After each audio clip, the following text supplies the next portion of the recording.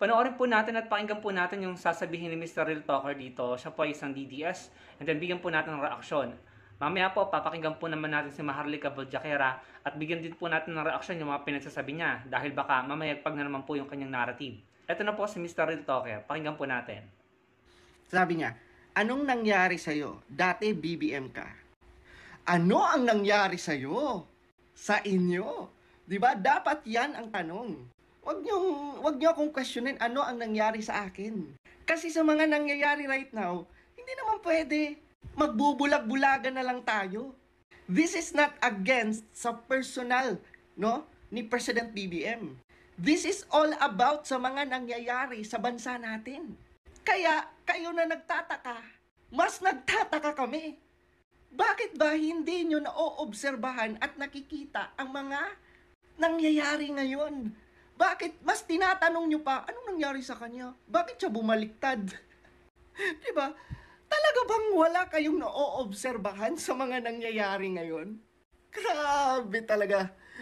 Ano ba, concern ba talaga kayo sa Pilipinas? Concern ba talaga kayo sa mga Pilipino? Pinutol ko na po yung video kasi baka po humaba pa. Pero gets ko naman po yung point niya. Kung gusto niyo po mapanood yung kompletong video, pwede niyo pong tignan sa platform niya. Nagbigay po siya ng mga example patungkol dun sa mga pinaghuhugutan niya kung bakit tila nag-iba na nga po siya. No? Pinakita niya yung mga example. Isa na dun yung mga sunod-sunod na tumatama sa loto. Yon ay tila hindi nila nagugustuhan. Ako naman po, no, bilang reaksyon, totoo naman na walang perpektong administrasyon. Kahit sinong nakaupo dyan, talagang may mga makikita tayo na pwede natin batikusin at may mga complaint po ang mga tao. Pero ako po, kung ako po ang tatanungin nyo, mas okay po ang administrasyon na ito kumpara sa dating administrasyon. Kasi si Mr. Real Talker po, DDS po yan eh. Napanood ko yung isa niyang video na parang tila sinasabi niya na mas gusto niya yung admin ni dating Pangulong Duterte kaysa kay PBBM dahil disiplinado daw, kamay na bakal. Yung pa yung term niya eh. Kung tama po yung pagkakaalala ko, kamay na bakal. Pero kung ako po, ang tatanungin nyo, ako na isang kakamping, mas gusto ko ang uri ng pamamahala ng Pangulong Marcos Jr. Dahil sa nakikita ko, hindi patayan ng patayan eh. Hindi basta papatay na lamang, no? Yung hindi dumadaan sa husgado. Kasi nandun na tayo, yung concern nila, gusto nila, walang droga. Lahat naman po tayo, gusto natin ng ganun eh. Kaso dun sa kagustuhan natin na maubos ang droga, mawala ang mga addict at ang mga pusher, may mga nadadamay po ng mga inosente, mistaken identity, at saka mga hindi napatunayan na addict talaga, no? Sa ngayon, yung nakikita natin, hindi naman malala yung, kung ako po tatanungin nyo, hindi naman po malala yung violence at saka krimen ngayon eh. Meron din, pasulpot-sulpot, no? Pero hindi naman yung tipong kagaya nung sinasabi nung kabilang kubol na nagbali ka na raw, no? Lumala na naman, ganto ganyan, na parang pinagmumukha nila na mas peaceful noon. Sinasabi nila nung panahon daw ni Tatay Digong, ramdam mo na safe ka, ganto ganyan, ramdam mo na ubos yung mga adik. Kaso hindi tayo doon dapat tumitingin eh. Doon tayo dapat tumingin sa data ng mga polis, no? Hindi pwede yung pakiramdam versus real data or real datos, no? Kasi kung sinasabi niya na ramdam namin yung safety, ganito, ganyan. Pero in reality, mas mataas pala yung krimen ng mga panahon na yun kumpara ngayon, hindi po tama na i-push nyo yung gusto nyo. No? Hindi, ang nakikita ko kasi, makabalita lamang ng ganito na may nangyaring krimen sa gantong lugar, ina-exaggerate na as if ganun na yung nangyayari sa buong bansa. No? Para lamang ma-push yung gusto nila. Yun po yung nakikita ko, yun po yung observation ko, no? Kung ako pa ang tatanungin nyo, maraming Pilipino ngayon ang mas gusto yung kasalukuyang pamamahala ng kasalukuyang Pangulong Marcos Jr. Yun na nga yung problema sa atin eh. Yun ang mahirap eh. May mga tao na-appreciate ang isa't isa, na nakakakita na ng mga rason para magsama-sama, magtulungan para sa bansa. Pero may susulpot pa rin na grupo ng mga tao na ihihiwala yung sarili nila at mas pipiliin na magreklamo, bumatikos, at hanapan ng pagkakamali, no, ang gobyerno para lamang masabi na tama sila. Ako, magsasabi po ako sa inyo ng totoo, may nakikita pa rin po ako mga bagay na dapat batikusin, no, sa gobyerno ng Pangulong Marcos Jr. Dahil sabi nga po natin walang perfectong gobyerno. At okay lang na bumatikos, no? Okay lang yun. Pero mas nakikita ko yung pro-Pilipino ng mga polisiya, no? Yung mga bagay-bagay na nakikita ko na ito na lang eh. No? Yung sa halos araw-araw na ginagawa ng Diyos na binabatikos, binabastos ang Pangulo, ang kanyang gobyerno. Anong nakikita ko? Although yes, may nakikita tayo na sinasabi nila, nanonood ng concert, no? Party, ganito ganyan, uma-attend ng wedding. Pero nakikita rin dapat natin na nagtatrabaho siya, na may ginagawa siya para magkaroon ng magandang resulta, no? Yung kanyang pamamahala. Dapat nakikita din natin yon. Yes, fine, magsalita kayo. Nakita nyo, nag-party, pumunta sa ganito. Pero yung exaggeration na, ay, travel ng travel, ganito ganyan. Eh, nag-travel ba siya doon para magbakasyon? Nakita nyo ba na nag-selfie siya sa beach, no? Na nagpunta sa mga gantong tourist destination?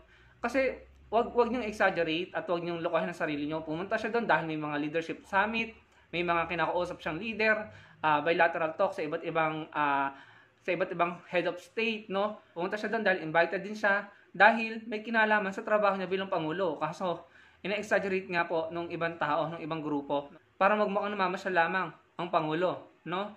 So, ayun. Yes, sige, magsalita kayo kung gusto niyo batikusin. Pero wag niyong isang tabi at wag niyong itanggi na nagtatrabaho yung tao, na may ginagawa din. No? Ang hirap kasi pinipilit niyo yung gusto niyo, tapos na yung inyong pamamahala. Andiyan naman na yung tao, hindi naman siya nakikipagmurahan, hindi naman niya minumura ang mga Pilipino, no? Hindi naman siya yung nagbabanta, no? Hindi naman puro patayan sa pamamahala niya. Pero nakikita pa rin natin na kumikilos naman ng kapulisan, no? Ang hirap din minsan ng ugali ng mga Pilipino na hindi mo maintindihan. But then again, hindi natin tinatanggal ang karapatan kung gusto nilang bumatikos, no? Or kung gusto nilang mamili ng gusto nilang piliin. Pero sana, ma-realize nila na sa panahon ngayon, mas marami na yung tao na gustong magsama-sama at magtulungan para sa bansa. Kasi may nakikita silang pagbabago na pinangungunahan ng mga pinuno natin. Kagaya nito, si Mima, pakinggan po natin si Mima, no? May sinabi siya dito na nagustuhan ko, na kahit BBM supporter siya, na-appreciate niya yung ginawa ng Atty. Leni Robredo nung panahong Vice President sa Atty. Leni. Pakinggan po natin. Vice President Leni Robredo nagsasalita sa issue ng West Philippine Sea.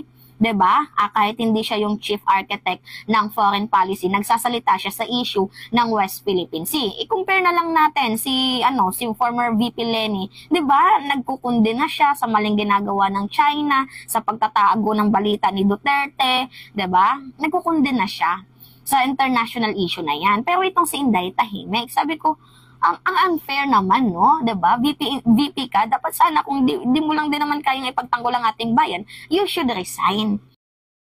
So yun po, no, napakinggan natin. Na-appreciate ko na na-appreciate ni Mima yung pagiging vocal ni former Vice President Atty. Leni Robredo sa ginagawang pangharas ng China nung panahong Vice President siya, no?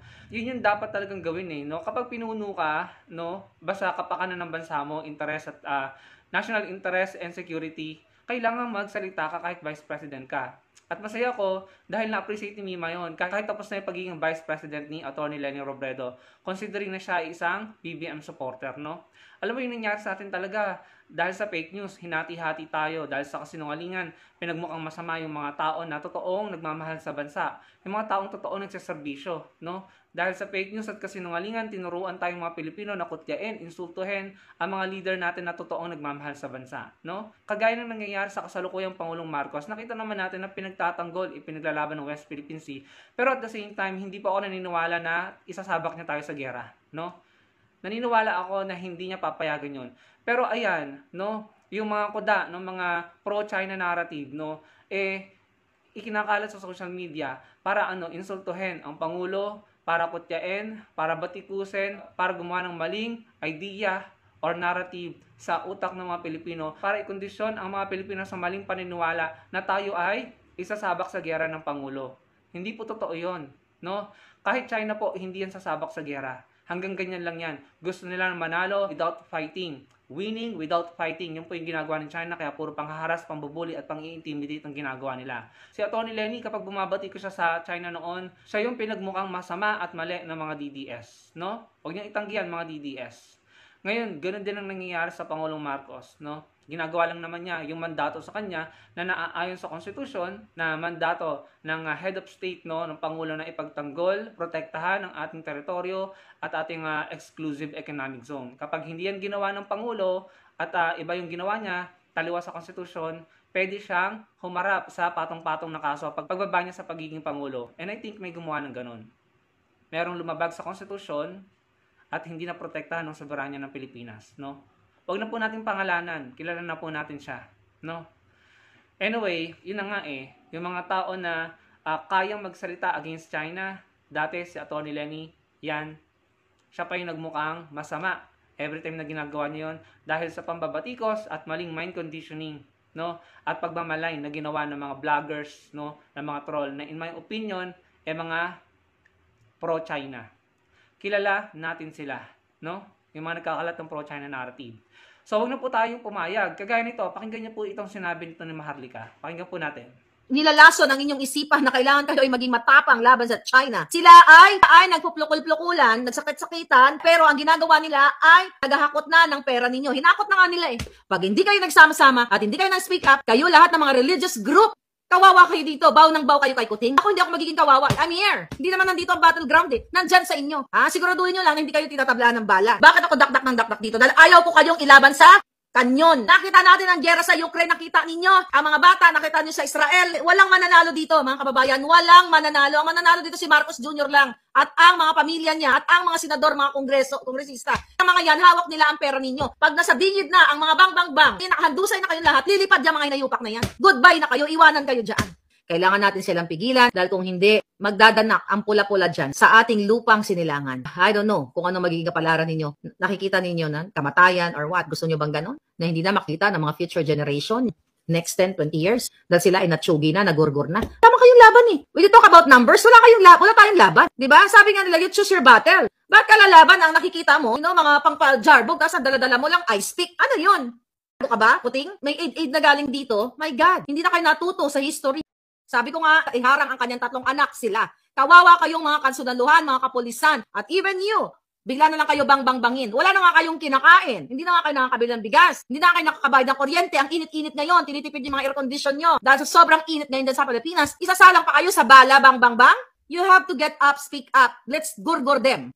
Gurgurin natin ang administrasyon na ito. Dapat mawala sila sa inyo dahil nakasalalay ang national interest. Ang interest nila ay vested personal, hindi national. Pero kayo, pag sinabing national, buong sambayanan, ibabala kayo sa laban na hindi nyo laban. Magbubuwis kayo ng buhay sa labang hindi inyo. Dahil yan ay kagustuhan ng bumubuyo kay Kuting, katulad ni Aw-Aw, katulad ni Gibo, na hindi iniisip ang inyong buhay. Mga kapulisan, hindi nga kayo mabigyan ng benepisyong mataas para sa inyong pamilya, isasabak pa kayo sa bang-bang-bang. See that? So yun, no, napakinggan po natin. Kung di po ako nagkakamali, kung tama yung pagkakadinig ko, sabi niya gurgurin natin yung gobyerno, no? Correct me if I'm wrong na lang. So, para sa akin, yun lang talaga yung goal mo. Yung hikayatin mo yung mga tao na gurgurin ng gobyerno. Pero wag po tayo basta maniwala dito. Hindi po tayo papahamak ng ating gobyerno. Gusto lang po natin pare-pareho na i-assert natin ang ating karapatan, ang ating teritoryo, at ang ating EEZ sa West Philippine Sea, no? Obvious naman po sila na iisa yung tono nila na lagi na lamang takot sa gera, lagi na lamang panakot ang gera, at lagi na lamang tila gustong magpaubaya sa China. Yun po yung nakikita ko dyan sa mga DDS na yan. Kaya dapat po nating labanan ng naratiba na ito. Pare-pareho po nating ayaw sa gera, kahit ako, takot po ako sa gera. Kaya nga ginagawa ng gobyerno ang lahat ng pwede niyang gawin, diplomatic means, no? At pag-assert ng ating mga teritoryo doon, ginagawa ng gobyerno nang hindi gumagante, hindi nagpapaputok. Dihadong-dihado na nga tayo eh. Pwede na lamang po natin gawin at ibigay sa ating mga kasundaluhan doon, sa ating Coast Guard at Navy, is yung moral support, pagpapahayag ng suporta. Yun lang po ang pwede natin gawin. Pero ang nakikita ko, may mga grupo, may mga tao na tila binabaliktad pa sila at pinagmumukhang tayo pang mga Pilipino ang may kasalanan at nagpo-provoke na pinapalabas nila na ang biktima ay China. Labanan po natin ang mga naratibong ito. Ilang taon na silang kumukuda ng gera-gera na yan, no? Pero wala namang nangyaring gera. No? Takot din po ang China dahil malaki na po ang naipundar nila at hindi nila hayaang mawala ang kanilang naipundar sa ekonomiya, infrastructure, no? Yung pinayaman nila ang bansa nila, tapos hahayaan nilang masira lahat yon dahil lamang sa gera. For sure, hindi rin po nila gusto yon. Kaya puro pang i-intimidate lamang ginagawa nila hanggang sa tayo masanay, matakot, no? Hanggang sa tayo umatras. Yun po ay tinatawag ng psychological warfare, no? Hindi sila gagawa o gagamit ng dahas, pero mananalo sila dahil tinatakot nila tayo. Kasi kung totoong gusto nila, no, nagirahin ng Pilipinas, matagal na nilang ginawa yan. Alam din nila mismo na mahina yung claim nila. Imagine nyo, sa lahat ng bansang nakapalibot sa China, almost all nations na nakapalibot sa kanila, meron po silang territorial dispute. From Japan, Taiwan, even Russia, kung daw nagkakamali, may territorial dispute sila. Sa India, sa Pilipinas, sa Vietnam, at marami pang iba. No?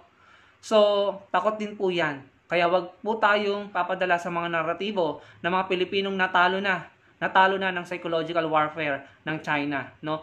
Bumigay na, nag-give in na. sumurrender na sa pananakot ng China. Huwag po tayong magpadala sa naratibo ng mga Pilipinong iyon.